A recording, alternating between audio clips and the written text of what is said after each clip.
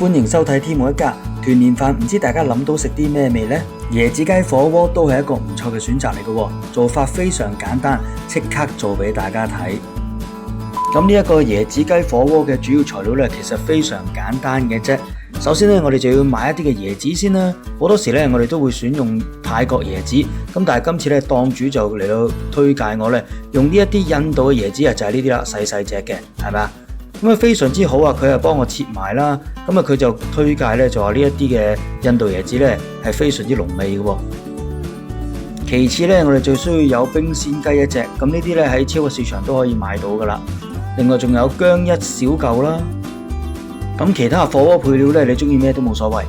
嗱咁由於呢一隻咧係一隻冰鮮雞嚟嘅，所以咧喺未嚟到去做火鍋之前咧，我哋需要處理下佢先。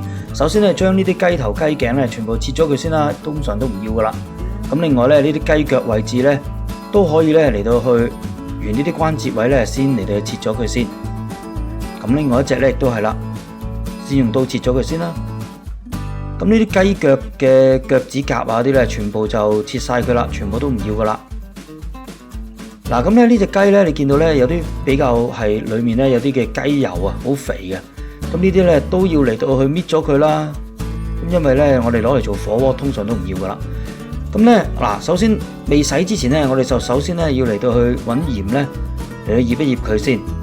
咁因為咧呢一啲係冰鮮雞嚟嘅，咁我哋裏裏外外咧我哋都要用鹽咧嚟到去揦佢先。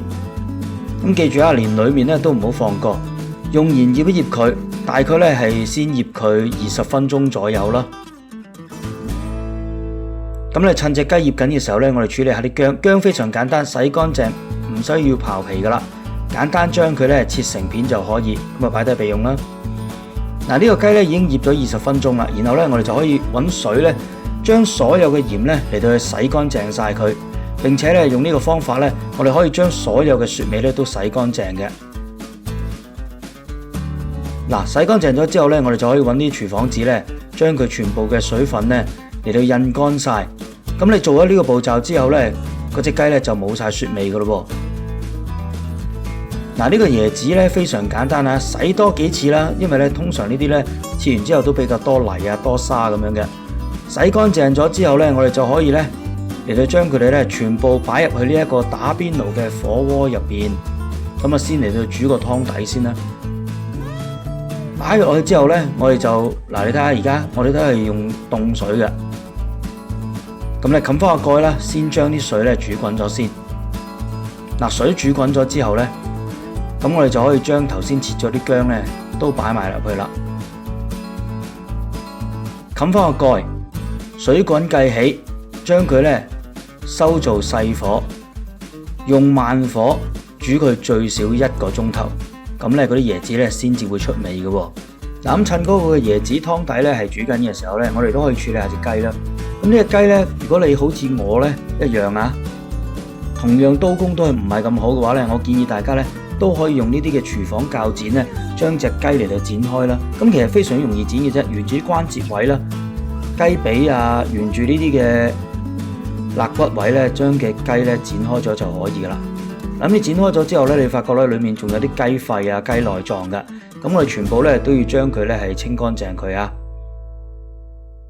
嗱，清好咗之後咧，我哋就可以揾啲廚房紙咧，將裏面嗰啲剩餘嘅血水咧都全部係印乾淨晒啦。印乾淨之後咧，我哋就可以繼續用呢個廚房鉸剪咧，將呢隻雞咧係繼續剪開晒佢先。嗱，基本上咧呢一個嘅椰子雞火鍋咧好簡單嘅啫。嗱，將隻雞剪好咗、排好咗咁就得噶啦。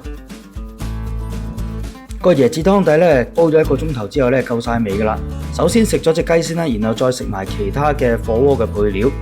椰子雞火鍋就係咁簡單啦，預備功夫非常簡單，非常容易做嘅。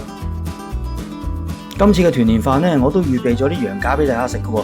咁大家可以參考翻我之前拍嘅氣炸鍋羊架呢條片啦，做法都非常簡單嘅啫。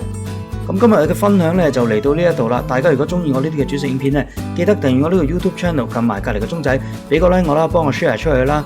有任何問題歡迎留言俾我，我會盡快回覆嘅。最後祝大家新年快樂，身體健康，拜拜。